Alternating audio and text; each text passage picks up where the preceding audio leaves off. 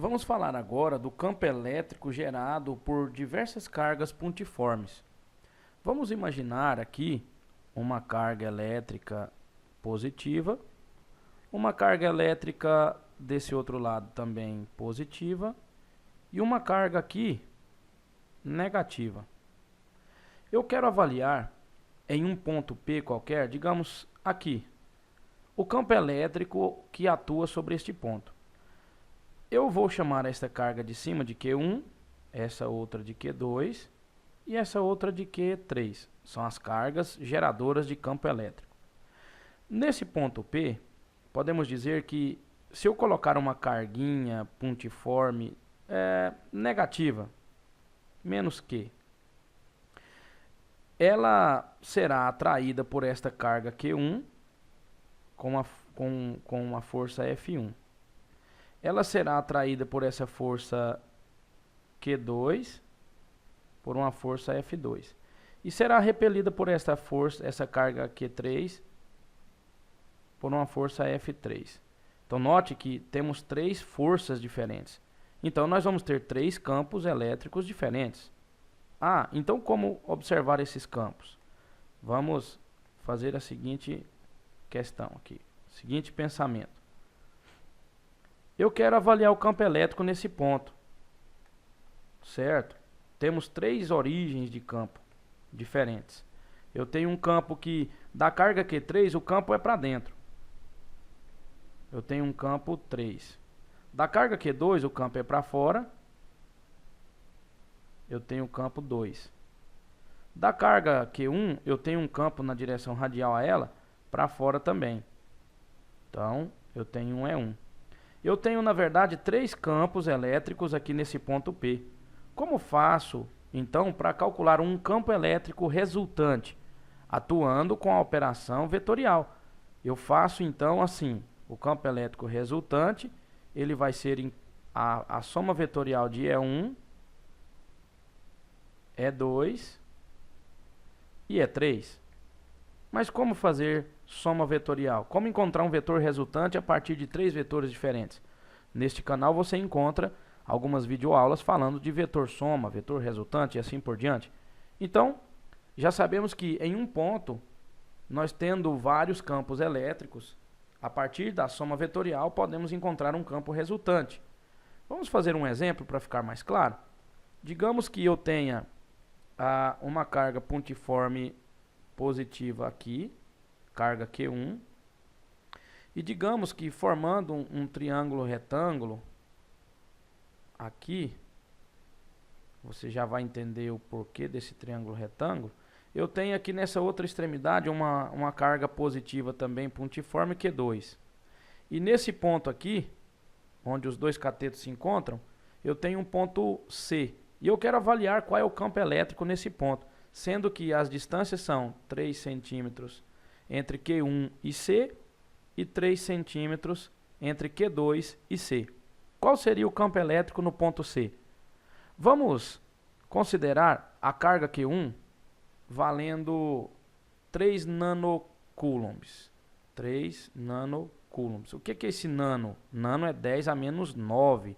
Então esse 3 nanocoulombs vai ser 3 vezes 10 elevado a menos 9 coulombs. E vamos considerar Q2 valendo 4 nanocoulombs, ou seja, 4 vezes 10 a menos 9 coulombs.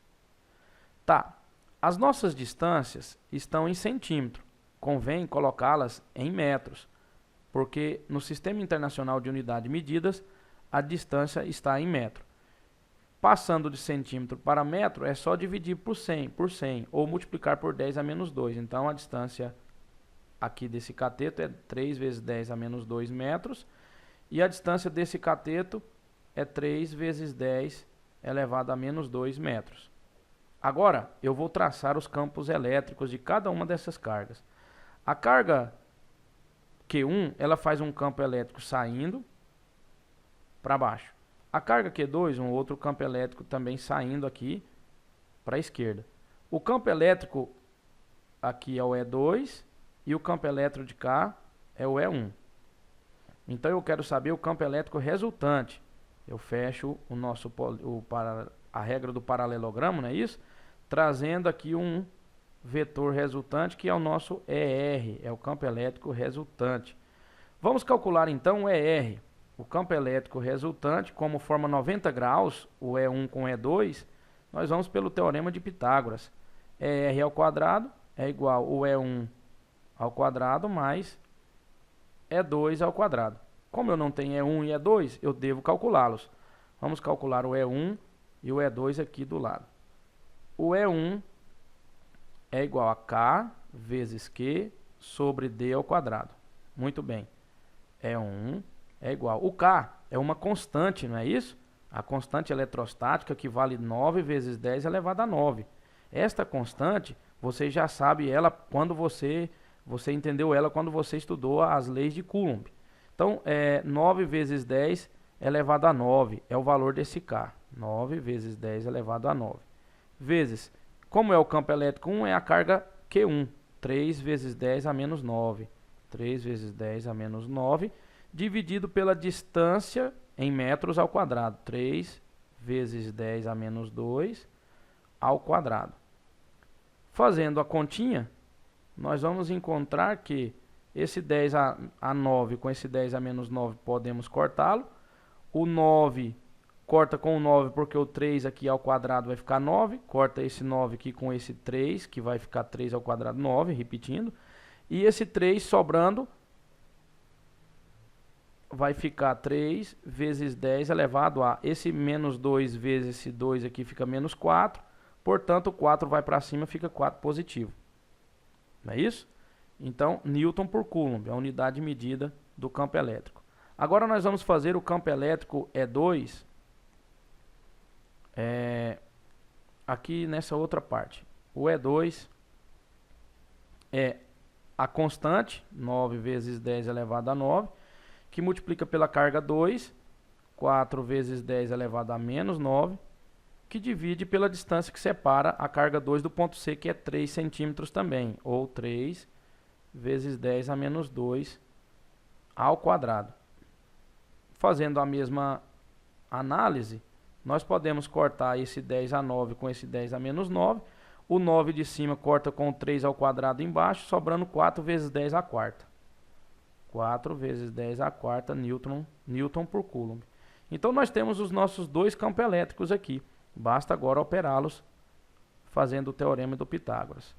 E1 ao quadrado é 3 vezes 10 elevado à quarta potência ao quadrado, mais o E2 ao quadrado vai ficar 4 vezes 10 à quarta ao quadrado. Então eu tenho que o campo elétrico resultante ao quadrado é igual ao quadrado de 3 é 9. O quadrado de 10 à quarta multiplica expoente com expoente, fica 10 à oitava. O quadrado de 4 é 16, vezes 10 à oitava também. Posso somar o 16 com 9, porque a notação científica é a mesma para os dois. Então, o campo elétrico resultante ao quadrado vai ser igual a 9 com 16, 25. Fica 25 vezes 10 elevado à oitava. Você conserva. Nós sabemos que esse quadrado deve virar raiz do outro lado. Então, R é igual a raiz de 25 vezes 10 à oitava. A raiz de 25 é 5.